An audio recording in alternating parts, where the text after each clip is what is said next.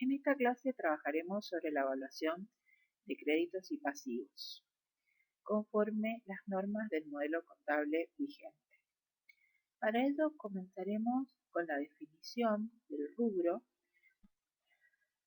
La resolución técnica 19 define que en el rubro créditos se expondrán los derechos del ente que posee contra terceros para percibir sumas de dineros u otros bienes o servicios, en tanto y en cuanto estos bienes que vaya a percibir no correspondan por su naturaleza a otro rubro activo, como es el caso de los derechos para recibir bienes de cambio o los derechos para recibir bienes de uso, que los vamos a considerar como anticipos dentro de estos rubros. En el caso de las deudas, el concepto de deudas de la resolución técnica 9 es muy claro. Se trata de obligaciones ciertas, lo que implica que tienen una exigibilidad y un acreedor conocido, determinadas o determinables, es decir, que el importe a pagar de la obligación puede ser determinado bajo bases que nos permita respetar el principio de aproximación a la realidad. También dentro del pasivo se encuentran las previsiones. En el caso de las previsiones, las definimos como obligaciones contingentes, por lo cual su ocurrencia es probable, pero es incierto el momento en el que van a ocurrir. Y respecto al importe o evaluación, se basan sobre una presunción o una estimación del importe más cercano de la obligación a determinar. En el caso de las previsiones, las más conocidas son, por ejemplo, la previsión para indemnización por despido. Veremos ahora una clasificación de los créditos y las deudas según las normas del Código Civil y Comercial, dado que esta clasificación luego nos será de utilidad para comprender los criterios de clasificación que aplica la Resolución Técnica 17. El Código Civil y Comercial clasifica las obligaciones, tanto para el acreedor como para el deudor, en obligaciones de entregar suma de dinero, en las cuales la forma de cancelar esta obligación es entregando una suma de dinero, ya sea moneda nacional o moneda extranjera. Obligaciones de dar, en la cual el crédito o deuda del ente puede cancelarse mediante la entrega de un bien, que puede ser un bien de cambio o un bien de uso, y obligaciones de hacer. En el caso de las obligaciones de hacer, el crédito o el pasivo se extingue o se cancela con la prestación de un servicio. Las obligaciones de hacer son muy comunes. Dentro de ellas tenemos, por ejemplo, las obligaciones derivadas de los contratos de alquileres, obligaciones vinculadas con los contratos de seguro, obligaciones generadas con la contratación de prestadores de servicios, como pueden ser profesionales o diferentes miembros de la organización, a los cuales se los contrata bajo la modalidad de prestadores, y sus obligaciones y nuestros derechos consisten en que estas personas presten un servicio determinado. Reuniendo ahora el concepto que hemos visto precedentemente, la Resolución Técnica 17 agrupa a estos créditos o deudas en dos grandes grupos: las obligaciones cancelables en moneda y en un segundo grupo, que son las obligaciones cancelables en especie. Dentro de las obligaciones cancelables en moneda, nos vamos a encontrar con una distinción por el origen del crédito o deuda. Acá nos vamos a encontrar créditos o deudas provenientes de operaciones de compra o venta de bienes o servicios, como es el caso de los deudores por venta, en el caso de la venta de bienes, o el caso de la cuenta proveedores, en el caso de la compra de un bien. Operaciones de refinanciación, que es en el caso que un crédito o una deuda, llegado a su plazo de vencimiento, no se pueda cumplir con el pago en tiempo y forma, y se negocia una forma de volver a otorgar un crédito o una deuda ¿sí? Que permita, en función de las condiciones que se establecen, que el acreedor pueda hacer el cumplimiento de la obligación. Y por último, las transacciones financieras, que son préstamos de dinero en efectivo. En el caso de las transacciones financieras, son operaciones que la empresa puede realizar en forma esporádica, a veces con sus clientes, sus proveedores o sus empleados, recordando que en el caso de que la transacción financiera sea el objeto comercial de un ente, nos vamos a encontrar frente a un organismo que ya no se rige por las disposiciones de la Resolución Técnica 17, porque este ente cuyo objeto es el realizar transacciones financieras se transforma en una entidad financiera que entran dentro de la órbita del control del Banco Central del Banco Central de la República Argentina.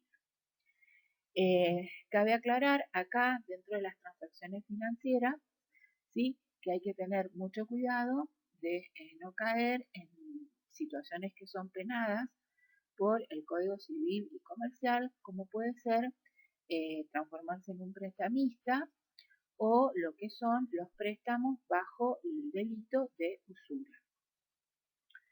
En el caso de los créditos o deudas cancelables en especie, va a agrupar tanto a las obligaciones de dar como a las obligaciones de hacer, según la clasificación del Código Civil y Comercial. Ahora bien, veamos cuáles son las cuentas que están, digamos, incluidas dentro de estos rubros, tanto de activo como de pasivo. Acá también les recomendamos que vean el plan de cuentas que se encuentra en el módulo introductorio, en el cual pueden refrescar algunas denominaciones contables. Hemos, en este caso, ejemplificado las más habituales. En el caso de los créditos, la resolución técnica 9, además de definirlos, establece que deben ser separados por la naturaleza y su origen. Y en este caso nos encontramos que el rubro créditos se divide en créditos por venta y otros créditos. Dentro de los créditos por ventas tenemos la cuenta de deudores por ventas como la más común para las operaciones que se realizan en la modalidad de cuenta corriente mercantil, cheques de pago diferido a cobrar, en el caso de que se hayan recibido estos valores, documentos a cobrar, que puede ser para el caso de la recepción de pagarés, y por ejemplo los deudores por tarjeta de crédito o débito que hoy están, digamos, están en tendencia con la difusión de los nuevos medios de pago.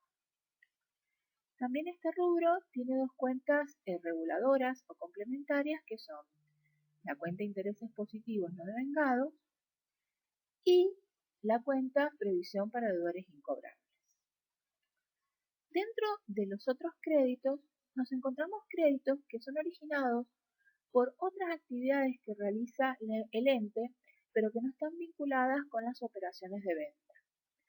Ahí nos podemos encontrar, en el caso de que la empresa haya prestado, por ejemplo, dinero, la cuenta de deudores varios, el IVA, crédito fiscal, que es un saldo a favor del pago de impuestos que se produce cuando se realizan operaciones de compra, el caso de algunos créditos vinculados con obligaciones de hacer, como puede ser los alquileres pagados por anticipado, las cuentas accionistas, en el caso, digamos, de que el capital no esté totalmente integrado. En el caso de una sociedad de responsabilidad limitada, tendremos la cuenta socio XX, su cuenta aporte. Sugerimos que vean el plan de cuentas para familiarizarse con otras terminologías que pueden estar incluidas dentro de estos rubros. De la misma forma, para las deudas del pasivo, lo que se establece es que las deudas en el pasivo se agrupan según su naturaleza. Y nos encontramos con deudas comerciales originadas por la gestión y adquisición de bienes y contratación de servicios que hacen al giro habitual de la empresa, donde tenemos la cuenta proveedores, cheque de pagos diferidos a pagar, documentos a pagar, servicios a pagar, en el caso, digamos, de la contratación de servicios públicos o de servicios profesionales. Después tenemos otros rubros, como por ejemplo el rubro de deudas fiscales, donde están agrupadas cuentas que representan obligaciones impositivas. Una de las cuentas más conocidas dentro de este rubro es el IVA débito fiscal. El rubro que refleja los pasivos contraídos con entidades bancarias, que lo vamos a denominar préstamos bancarios. Y también tenemos específicamente un rubro vinculado con las obligaciones que tenemos con el personal en relación de dependencia, donde vamos a tener acá las cuentas como sueldos a pagar y cargas sociales a pagar. En este caso, este rubro, dada, digamos, la naturaleza de los acreedores, que es personal que trabaja dentro de la empresa, se registra en forma separada porque si bien son prestadores de servicio, la delicadeza que se debe tener en el tratamiento contable de este rubro es importante por las implicancias legales que tiene su posterior incumplimiento. Cabe aclarar también que dentro del pasivo también nos vamos a encontrar con las previsiones, pero en el caso de las previsiones, una particularidad que tienen es que son contabilizadas sobre un importe estimado, por lo cual la evaluación de una previsión va a estar, digamos, sujeta a lo que es la aplicación del principio de valor razonable. Por último, nos queda hacer un hincapié en lo que son las cuentas contables vinculadas con los créditos y pasivos vinculadas con las obligaciones de dar bienes. Generalmente, la existencia de estos créditos y pasivos están identificados con la denominación de anticipos. En el caso de los anticipos, nos vamos a encontrar que van a estar reflejados en rubros específicos. En el caso del anticipo a proveedores, va a formar parte del rubro bienes de cambio. Los anticipos para compra de bienes de uso, como pueden ser, por ejemplo, maquinarias, instalaciones o un inmueble, van a pertenecer a este rubro. Y también se incluyen dentro del rubro bienes de uso todo lo que pueda ser círculos cerrados de ahorro previo para la adquisición de algún tipo de bien, que se puede incluir dentro de esta categoría. En el caso de los anticipos recibidos de clientes, no se registran como deudas comerciales, sino que se registran en un rubro separado dentro del pasivo que se denomina cobros anticipados. Veamos ahora los criterios de medición que se aplican. Vamos a tener criterios de medición para el momento de inicio, los cuales están descritos en la resolución técnica 17 en el punto 4.5. En el caso de los créditos, nos vamos a encontrar con tres posibles criterios de medición, los cuales los vamos a aplicar en función del tipo de operación con el que estemos trabajando. En el caso de los créditos originados en operaciones de venta, el valor inicial del crédito va a estar reflejado por el precio de contado de la operación de venta. ¿Cómo se va a reflejar esto en el asiento contable? Con la presencia de la cuenta principal que refleje el crédito y la cuenta complementaria en la cual se reflejan los intereses no devengados. Como diferencia entre el saldo deudor de la cuenta principal y el saldo acreedor de la cuenta complementaria, veremos reflejado el valor que es el precio contado de la operación. En el caso de las refinanciaciones o transacciones financieras, el valor inicial del crédito será el valor de la suma de dinero entregada. Y nuevamente tendremos aquí una vinculación entre el valor que refleja la cuenta principal y el valor que refleja su cuenta complementaria de intereses no devengados. En el caso de otros créditos que posea la empresa y que no puedan ser medidos por los primeros criterios, se intentará realizar la mejor estimación posible en función de elementos de juicio que nos permitan sostener que este valor ha sido estimado por bases razonables. De la misma forma, se aplican similares criterios para el pasivo. En el caso de los pasivos provenientes de la compra de un bien o servicio, el precio al contado de la operación de compras será el criterio de medición inicial de este pasivo. Y en este caso tendremos una vinculación entre la cuenta principal, que en este caso puede ser la cuenta proveedores con saldo acreedor, y su cuenta complementaria o reguladora, que es de componentes financieros o intereses no devengados, la cual tiene saldo deudor. Del doble juego del saldo acreedor menos el saldo deudor, veremos reflejado como diferencia el precio de la operación de compra de la operación realizada. En el caso que el pasivo esté originado por una transacción en la cual se ha recibido un préstamo de dinero, caso por ejemplo de un préstamo bancario, el valor inicial del pasivo reflejará la suma de dinero recibida. En los casos en que los dos primeros criterios no puedan ser aplicados, se recurrirá a reunir los elementos de juicio y las mejores fuentes de datos a la forma de poder estimar el valor del pasivo al inicio, teniendo en cuenta las mejores bases razonables de forma tal que el valor determinado se aproxime a la realidad. Ahora bien,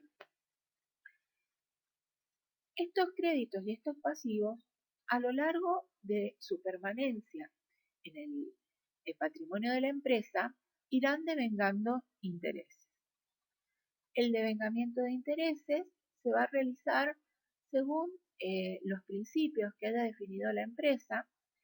Puede haber asumido la posibilidad de que este devengamiento de intereses se realice en forma mensual o puede haber definido como pauta de devengamiento que el devengamiento de intereses se refleje en el momento de la cancelación de la operación por parte del deudor o en la cancelación de la operación por parte de la empresa al acreedor. En ambos casos, los criterios para el devengamiento de estos intereses tendrán en cuenta los lineamientos de la resolución técnica 17 en el punto 5.2 y 5.3 para créditos y en el punto 5.14 y 5.15 para pasivos. Estos lineamientos para el devengamiento de intereses ponen a consideración que para la determinación del interés a devengar se deberá considerar cuál es el destino probable del crédito o del pasivo. En el caso de que el destino probable de un crédito sea cobrarlo al vencimiento a su deudor original, el devengamiento se hará con la tasa de interés determinada en el momento de la medición inicial. En el caso que el crédito sea negociado en forma anticipada, dado que la empresa necesita recibir recursos para poder hacer frente a obligaciones, en este caso el devengamiento de intereses se hará asumiendo la tasa de interés vigente al momento del cierre y no se tendrá en cuenta la tasa de interés pactada en el momento inicial de la operación. En el caso de los pasivos sucede lo mismo, también se considera el destino probable. Si la empresa tiene intenciones de pagar el vencimiento al pasivo, este devengamiento de intereses se hará con la tasa que fue pactada en el momento de contraer el pasivo, es decir, al inicio. Pero en el caso de que la empresa se vea tentada de cancelarlo en forma anticipada, generalmente esto se produce porque el acreedor ofrece algún descuento o alguna bonificación. En ese caso, el devengamiento de intereses se hará considerando la tasa de interés ofrecida por el acreedor al cierre, con el objeto de tentar a la empresa para que ésta cancele en forma anticipada. Hasta aquí hemos visto la evaluación de créditos que son cancelables en moneda. Vamos a ver ahora el caso en que el crédito o el pasivo sea cancelable en especie. Vamos a trabajar entonces con los anticipos para la compra o para la venta de bienes o servicios. En este caso, el criterio de medición se aparta de los criterios vistos anteriormente porque para medir el valor de estos créditos o estos pasivos tendremos que tener en cuenta el valor que tiene el bien o servicio a recibir o el bien o servicio a entregar.